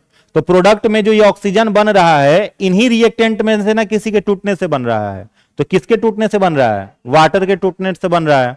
ठीक है, अब देखो यहां पर ये वाटर के टूटने से ऑक्सीजन रिलीज हो गया, प्लांट ग्लूकोज कंज्यूम कर लेगा, ये बच गया क्या? वाटर। तो वाटर को तो पौधा अपने पास रखेगा नहीं, कुकर में खाना बना, खाने का मन करेगा तो पहले वेपर को निकालेंगे, ठीक है। तो जब तक प्लांट ठंडा नहीं करेगा, फोटोसिंथेसिस हो रहा है तो पौधे का टेम्परेचर बढ़ा हुआ रहता है। तो अपने बॉडी के टेम्परेचर को मेंटेन करने के लिए ये इस वाटर को क्या करेगा, रिलीज करेगा। और वाटर को रिलीज किसके द्वारा करेगा, लीफ के द्वारा। लीफ में छोटे छोटे पोर्स होते हैं, क्या होते हैं, पोर्स होते हैं, छिद्र रहते हैं। इन्हीं छिद्रों को क्या बोला जाता है, स्टोमाटा। अब एक पॉइंट लिखिएगा, एक पॉइंट नोट करिएगा, लिखिएगा स्टोमाटा का खुलना तथा बंद होना, स्टोमाटा का खुलना तथा बंद होना द्वार कोशिका गार्ड सेल, ब्रैकेट में लिखिएगा guard cell, GUARD, guard cell द्वारा नियंत्रित होता है। स्टोमाटा का खुलना तथा बंद होना गार्ड सेल द्वारा नियंत्रित होता है। हो गया। तो देखो जो लीफ है ना, अब इसी स्टोमाटा का अगर फिगर हम लोग बनाएं तो ये जो स्टोमाटा लीफ में है, छोटा छोटा पोर्स, इसको अगर आप माइक्रोस्कोप से देखोगे तो ये स्टोमाटा कभी ऐसे दिखेगा, कभी इस तरह से दिखेगा। इसको हम लोग क्या कहते हैं, इसको कहते हैं ओपन स्टोमाटा। क्या बोलते हैं, ओपन स्टोमाटा। और इसको क्या बोलते हैं, क्लोज स्टोमाटा। अब ये स्टोमाटा क्लोज है, ये ओपन है। तो ये कैसे होता है क्लोज और ओपन, तो इसके ऊपर में एक आवरण पाया जाता है एक सेल का, इसको कहते हैं हम लोग क्या, गार्ड सेल। क्या कहते हैं, गार्ड सेल, द्वार कोशिका। तो यही गार्ड सेल कंट्रोल करता है। पानी जब स्टोमाटा के अंदर आएगा तो स्टोमाटा खुल जाएगा और इसमें पानी भर जाएगा। पानी जैसे ही बाहर निकल गया स्टोमाटा क्लोज हो जाएगा, बंद हो जाएगा। तो opening and the closing of stomata depends upon its guard cell. Okay, next देखो,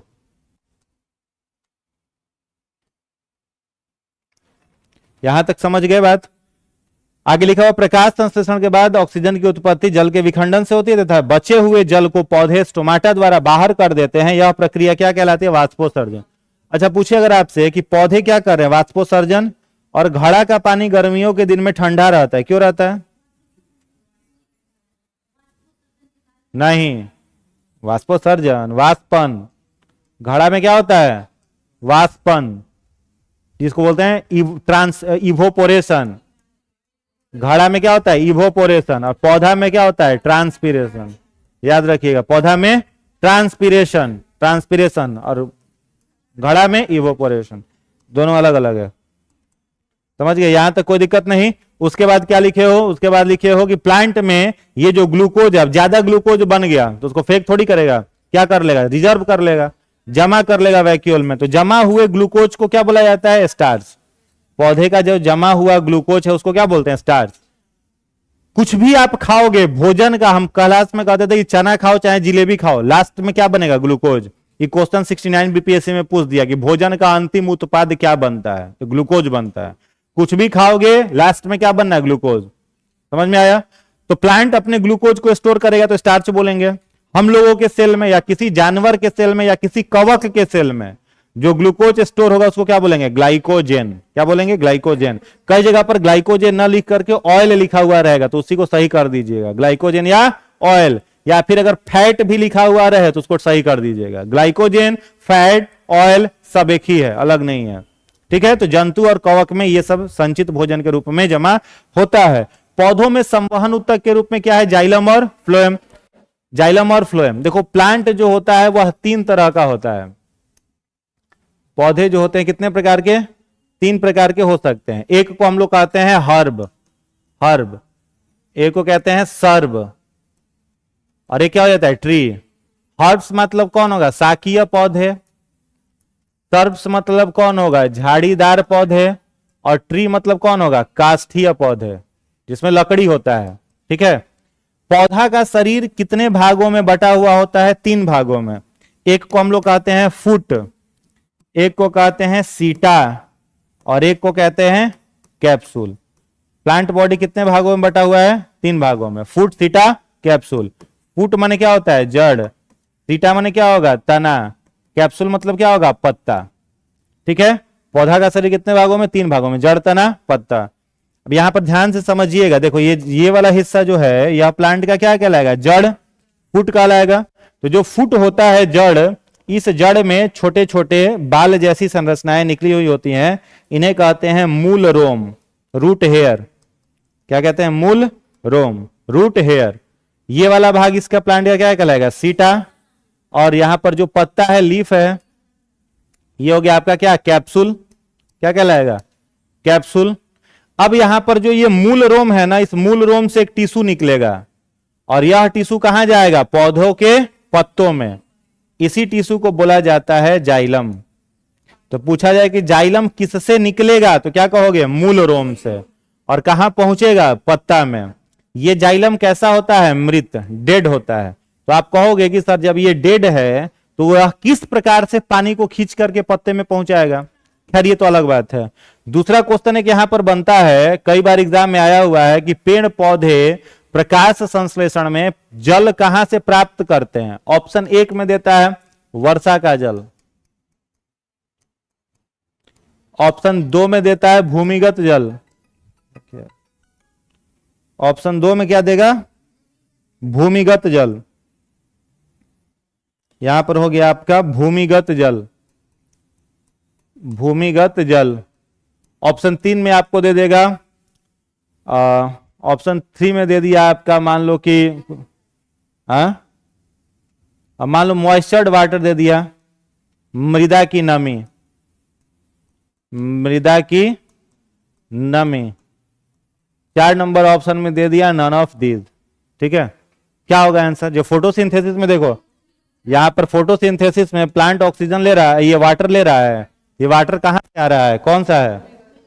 हाँ बोलो। भूमिगत जल कम से कम कितना फीट नीचे है? कम से कम 80 फीट। तो 80 फीट कैसे चल जाएगा पौधा का जड़? 80 फीट पौधा का जड़ चल जाएगा? किसको लेता है? भूमि, ये मृदा की नमी। ठीक है, मॉइस्चर्ड वाटर को लेता है। मिट्टी में जो नमी रहता है, तो यहाँ मृदा में जो नमी है उसको एब्जॉर्ब करेगा। कौन एब्जॉर्ब करेगा? मूल रोम। और मूल रोम उसे किसके द्वारा देगा? जाइलम के द्वारा। तब आप कहोगे सर जाइलम मृत है तो पानी कैसे खींच लेगा? रूट प्रेशर बनता है। देखिए, अब जैसे मान लो आपके पास 2 बकेट है, 2 बाल्टी है, एक में 50 लीटर पानी है यहां तक भरा हुआ, एक में 5 लीटर पानी है। ठीक है, अब इसका कुछ पानी इसमें डालना है। ठीक है, तो कैसे डालिएगा? बाल्टी उठा के पाइप लगाएंगे, इस तरीके का पाइप लगाएंगे, और यहां से हम लोग क्या करेंगे? पाइप को थोड़ा सा सक करेंगे तो एयर प्रेशर जनरेट होगा, और जब एयर प्रेशर जनरेट होगा तो इसका पानी इसमें जाना शुरू हो जाएगा। कब तक जाएगा? जब तक दोनों का वाटर लेवल बराबर नहीं होगा। वाटर लेवल बराबर हो तो रुक जाएगा। विज्ञान में इसी प्रोसेस को बोला जाता है ऑस्मोसिस। क्या बोलते हैं? ऑस्मोसिस, परासरण। परासरण, transfer of water from higher concentration to lower concentration. अगर ये गैस में होता है, किसमें? गैस में। तो गैस में होता है तो उसको हम लोग बोलते हैं विसरण। गैस में क्या बोलते हैं? विसरण। अंग्रेजी में कहते हैं डिफ्यूजन। याद रखना है, गैसों में डिफ्यूजन होता है। जैसे यहां पर अभी परफ्यूम में स्प्रे करें, कुछ देर में पूरे क्लास में फैल गया, तो वो क्या हो रहा है? विसरण। और पानी जो हायर से लोअर कॉन्सेंट्रेशन में जा रहा है उसको क्या बोलते हैं? ऑस्मोसिस। तो यहां पर वाटर का कॉन्सेंट्रेशन क्या है? मूल रो में हाई है, यहां वाटर कॉन्सेंट्रेशन लो है, तो यहां पर जाइलम में बनेगा रूट प्रेशर। क्या बनेगा? रूट प्रेशर, मूल दाब। और इसी मूल दाब के कारण पानी खींचते हुए कहां पहुंच गया? पत्ता में। तो पत्ता में क्या पहुंच गया? पत्ता में क्या पहुंच गया? वाटर। क्या मिल गया? वाटर। एयर में कार्बन डाइऑक्साइड है, बोलो ना जी, 0.03%। तो कार्बन डाइऑक्साइड मिल गया पौधा को। पत्ता के अंदर पहले से क्या है? क्लोरोफिल। पत्ता के अंदर क्लोरोफिल हो गया, और सनलाइट मिल गया। तो चारों चीज जैसे ही अवेलेबल होगा, लीफ के अंदर क्या बनेगा? और इसी ग्लूकोज को हम पत्ता को क्या बोलते हैं? Kitchen of plant. पत्ता को बोलते हैं ना किचन ऑफ प्लांट। तो ये ग्लूकोज लीफ में बन गया। अब इस ग्लूकोज को पौधे के सारे भागों में पहुंचाना है, तो लीफ से अब एक टिश्यू निकलेगा। कहां से? लीफ से। पत्ता से एक टिश्यू निकलेगा, और ये पौधे में सारे अंगों तक गया हुआ। इसी टिश्यू को कहेंगे क्या? जाइलम। तो जाइलम जो है, इसका बहाव कैसा हो गया? By directional. कैसा हो गया? By directional. और जाइलम का बहाव कैसा था? यूनी डायरेक्शनल, केवल डाउनवर्ड टू अपवर्ड। ठीक है, और फ्लोएम का फ्लो फ्लोएम यहाँ फ्लोएम हो जाएगा, तो फ्लोएम का फ्लो कैसा हो गया, बाई डायरेक्शनल, और जाइलम का फ्लो कैसा हो गया, यूनी डायरेक्शनल, द्विदिशीय, ऊपर से नीचे की उधर भी, लेफ्ट टू राइट भी दे रहा है और नीचे जड़ को भी दे रहा है। मल्टी डायरेक्शनल मत कहिएगा, बाई डायरेक्शनल, समझ गए, phloem bidirectional, xylem unidirectional. Note में जो आपने लिखा है, अब जैसे हमने पहला पॉइंट यहां पर क्या लिखा है कि अब फ्लोएम और जाइलम क्या है, सेल है कि टिश्यू है, टिश्यू है, तो अगर जाइलम फ्लोएम अगर टिश्यू है तो यह किससे बना होगा, ग्रुप ऑफ सेल से। तो इसके ग्रुप ऑफ सेल में एक सेल होता है जिस सेल को हम लोग कहते हैं सीव ट्यूब, क्या कहते हैं, सीव ट्यूब, चालनी नलिका कहते हैं, चालनी नलिका। अब प्लांट में बताओ, प्लांट यूकैरियोटिक है तो उसमें न्यूक्लियस होगा ना, प्लांट के सारे सेल में न्यूक्लियस होता है, किसे छोड़ के, सीव ट्यूब को छोड़कर। फ्लोएम में और बाकी जो सेल हैं सब में न्यूक्लियस है, फ्लोएम का एक लौता सेल सीव ट्यूब है जिसमें न्यूक्लियस नहीं है। That's why sieve tube is exception of eukaryotic cell in plant. Sieve tube जो है वो प्लांट के यूकैरियोटिक सेल में क्या हो गया, एक्सेप्शन।